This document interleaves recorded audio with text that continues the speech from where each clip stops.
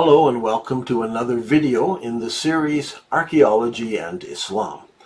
If you have any questions you'd like answered, or if you want to contact me in any way, please use the email address at the bottom of the screen, dan@canbooks.ca.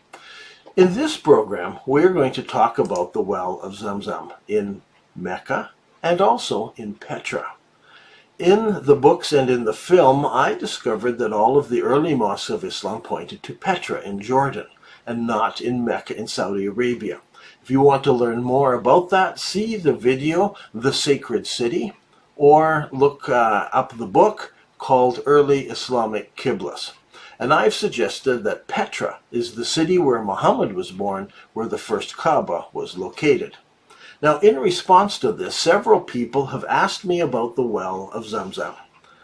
Is there a well in Petra known as Zamzam? Actually, we don't know the names of the places, the mountains, nor the temples, nor the different locations in Petra, because those records didn't come down to us. But we can go to those locations, we can look at them to see, does the description fit the descriptions that were written long ago? Now, in our search for Zamzam, first we should note that the word Zamzam does not appear in the Quran. If it was of some importance, I would expect the Quran to mention it, or at least something, say something in passing, but Zamzam is never mentioned. Even when the Quran speaks about Abraham and Ishmael and Hagar, Zamzam is not mentioned. So we must turn to the hadiths and to the histories and learn about Zamzam. And we can find the story in Bukhari's hadith. This is a hadith narrated by Ibn Abbas, and I will just paraphrase it as we go along. After Abraham's second son was born, he declared Isaac to be the son of promise, and so trouble began between Abraham's two wives, Sarah and Hagar, and they caused him no end of trouble. So Abraham took Hagar, the mother of Ishmael, and the boy. He brought them to a desert valley. Bukhari tells us that Hagar was still suckling the boy. Abraham brought them to a hill, and it was a small hill in the valley. It is described as the highest place by some writers, and by others as a hillock with a dry wadi bed beside it. When it rained, the water would run near this hillock, but at the time there was no water in this valley. And Abraham left them there. Bukhari and other collectors of the hadiths then go to great pains to tell us that this is the place where the Kaaba would later stand. So Abraham made them sit near the place, and he gave them a leather bag containing some dates and a small water skin containing some water, and he began to leave them. Then Hagar, Ishmael's mother, followed him, saying, "Oh, Abraham, where are you going, leaving us in this valley where there are no people?" But Abraham did not look back. And she asked him, "Has God ordered you to do so?" He said, "Yes." And she said, "Then he will not neglect us."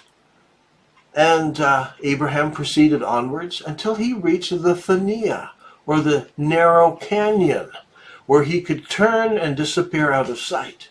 And as he reached that spot, as he went around and began in that canyon, he turned around and he prayed to them. I can see this happening in Petra.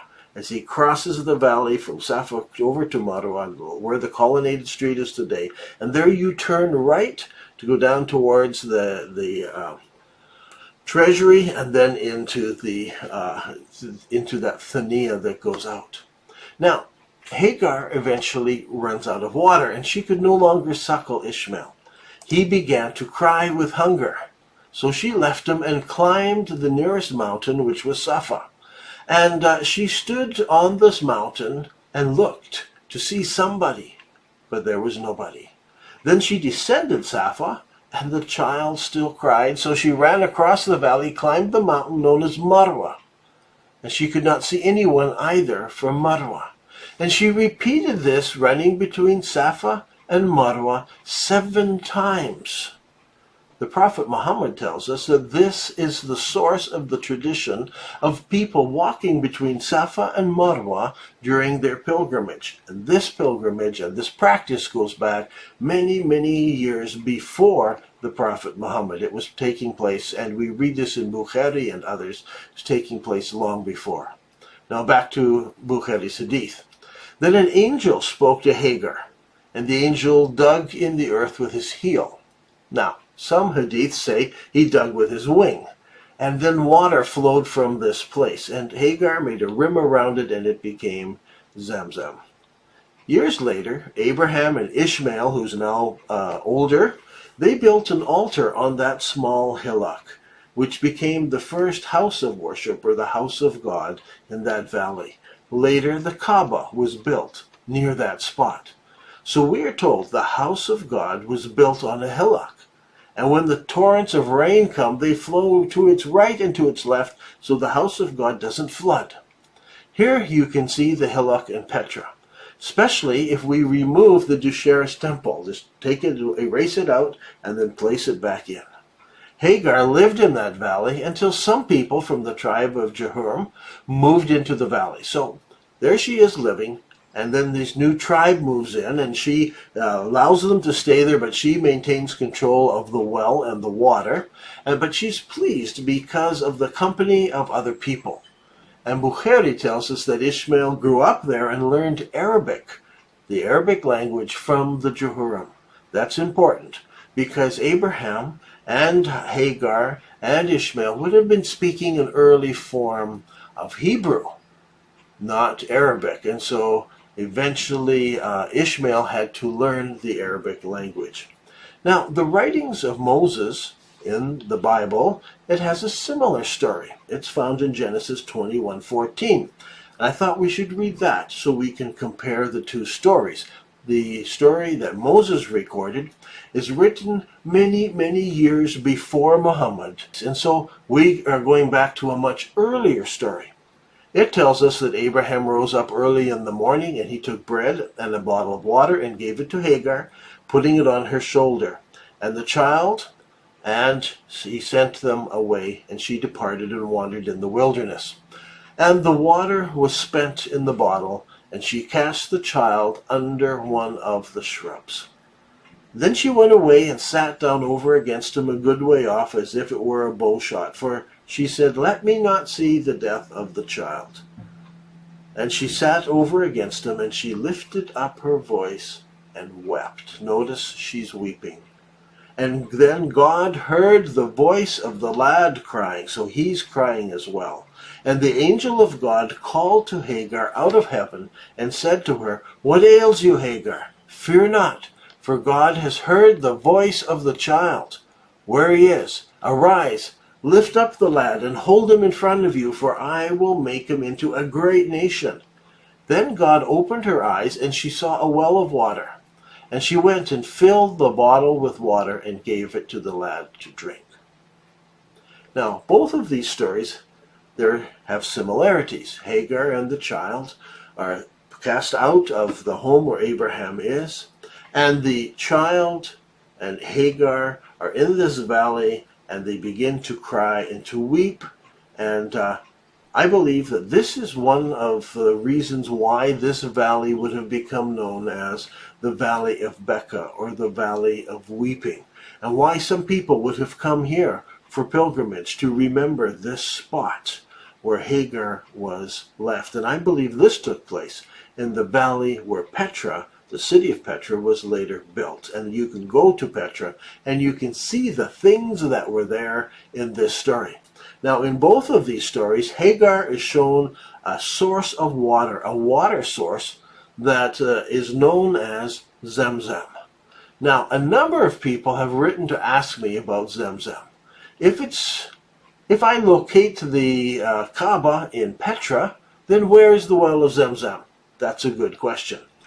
Now, what did we learn from the story? Well, we learned that the Kaaba and the well are between the two mountains of Safa and Marwa. Not small hills. Here it talks about the two mountains. And the house of God is built on the hillock closer to Safa than to Marwa. And so Zamzam was nearby. If we read other stories in the Hadiths, we learn that the well of Zamzam sometimes filled up with sand and had to be dug out.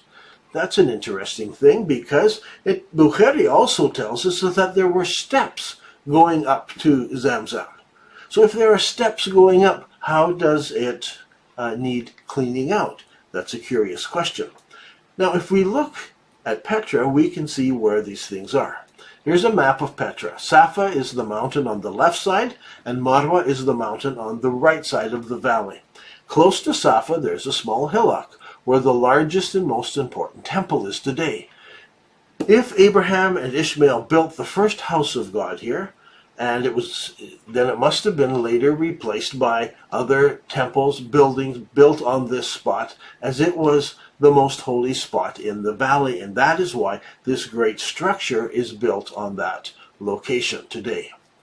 Between Marwa and Safa, in the city of Petra, there is a street that goes from one mountain over to the other mountain, and that's where people performed the ritual crossing of the mountain in memory of Hagar crossing 7 times.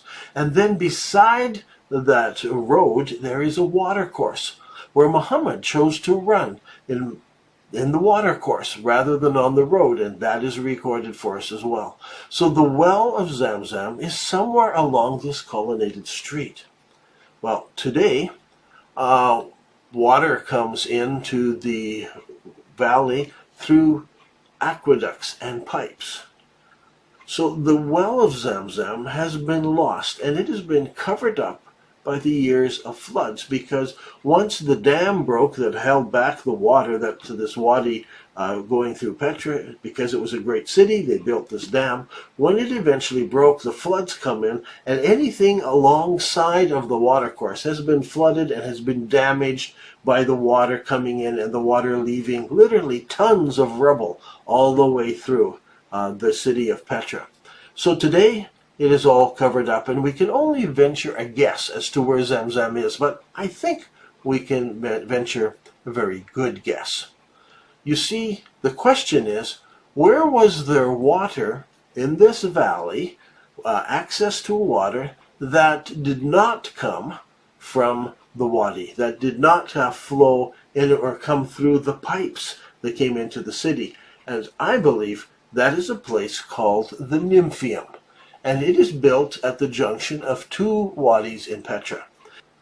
The name Nymphium refers to a place where nymphs would live. These structures are usually built where there is a spring or a well.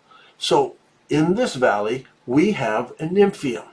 And if the record is true, then it had steps leading up to it, and it would have doors. When it rained in the surrounding hills, the water would also flow past it and could fill it up with silt, and it would have to be cleaned out.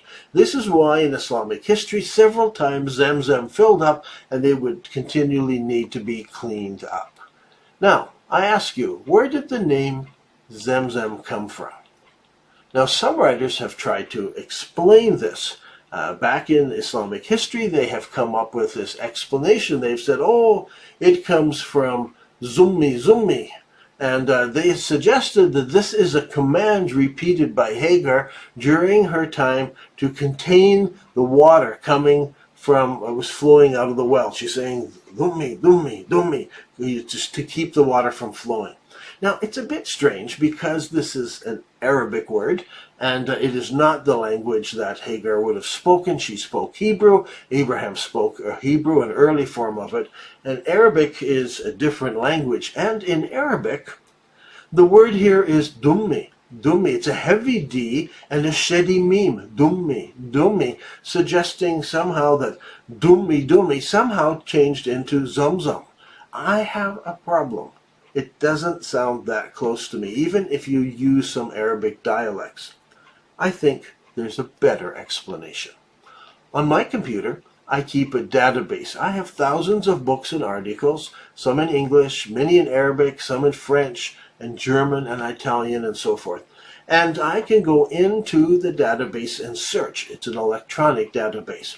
And so I decided to search my database for the combination of letters ZM, Zum. and I was amazed at what I found. Outside of Bukhari and the other hadith writers, only one reference came up. Only one place.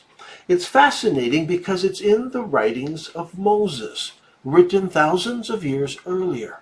And Moses writes to us about a people known as the Zamzimians. These Zamzimians were a tall people who lived in the land of Seir.